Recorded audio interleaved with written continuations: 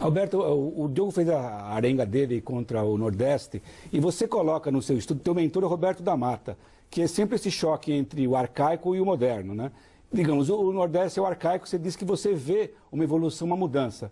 Mas como isso não colide isso com o fato que o partido com o PT, ele tem esse controle, esse arroxo, uma máquina política tão forte no Nordeste, que vai demorar muito tempo, independente de escolaridade, para que realmente o eleitor do Nordeste se livre das amarras desse partido que deu o básico para ele na gestão. Começou no Fernando Henrique Cardoso, Lula e Dilma. Como vai ser essa colisão entre o antropológico, do arcaico e moderno, com o controle político da região pelo PT?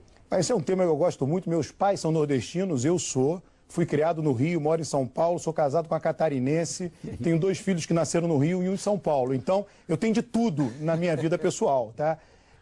O que acontece? É o interesse próprio. Se você pegar, Caio, os mapas eleitorais dos diversos países no mundo, eles têm exatamente a configuração que o nosso mapa eleitoral tem. Bordeaux, na França, famosa pelos vinhos, ela vota no Partido Socialista de maneira sistemática. Andaluzia, na França, vota no PSOE da Espanha de maneira sistemática. Então, essa divisão regional existe. E ela tem uma correlação com pobreza e não pobreza. Os Estados Unidos também, quando a gente vê a apuração dos Estados Unidos, pega a Flórida, qualquer lugar nos Estados Unidos, tá?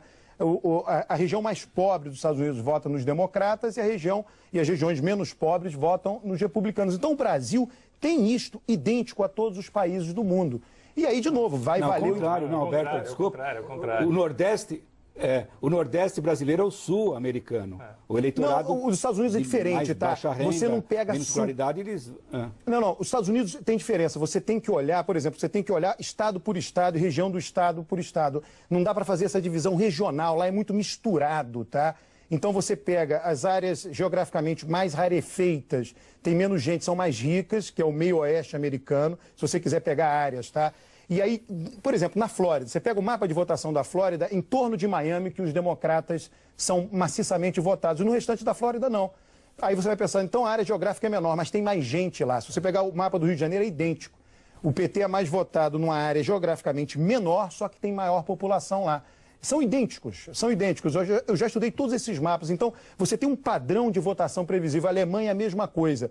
São Paulo tem um precedente na Alemanha. A Baviera, desde a Segunda Guerra Mundial, nunca elegeu um governo de esquerda. Então, digamos assim, ou a Baviera é São Paulo, ou São Paulo é Baviera, tanto faz. Do ponto de vista de comportamento eleitoral, existe essa semelhança. Aí pega aquela área de Hessen da Alemanha, que é a área industrial, trabalhadores mais pobres, vota sistematicamente no SPD alemão. Então, digamos, lá é o Nordeste deles. Tá? Então, todo o país tem essa divisão.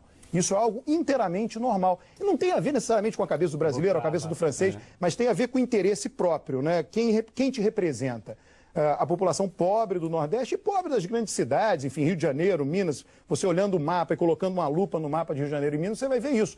Essas pessoas mais pobres se sentem representadas pelo PT e as pessoas menos pobres se sentem representadas pelo PSDB. Então, a disputa está bem estruturada no Brasil. Isso é muito importante para o bom funcionamento da nossa democracia. Olha, Alberto, várias pessoas acham que o Brasil, não importa o que vai acontecer, o Brasil já está peronizado. Você acabou de mencionar a cabeça da Argentina. Existe uma conexão entre a cabeça petista e a cabeça peronista? De modo algum. Lá tem até hoje, você anda em Buenos Aires, tem lá sindicato peronista. Não existe sindicato getulista, sindicato lulista no Brasil. O Brasil não tem nenhum traço de culto à personalidade, como, por exemplo, tem na Argentina. Isso não existe. E olha, só esse indicador, viu, Lucas, é suficiente. Desde 1930 é muita coisa. Só os peronistas completam um mandato presidencial. Isso é uma coisa absurda. Tá, o Brasil tem competição. Olha, esse exemplo, isso é importante. Isso não pode acontecer no Brasil? Não, o Brasil é mexicanizado, né? O PT tomou conta do Estado de uma maneira que só no México aconteceu. Só no México houve uma ocupação tão flagrante, tão grande, tão... A vantagem é que o PRI soube se reformar nos últimos anos. Vamos ver se o PT vai conseguir. Mas o PRI ficou 70 anos, né? O PT vai para 16.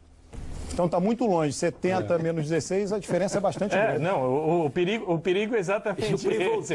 Mas o que acontece? Como você tem... com daqui a 54 anos.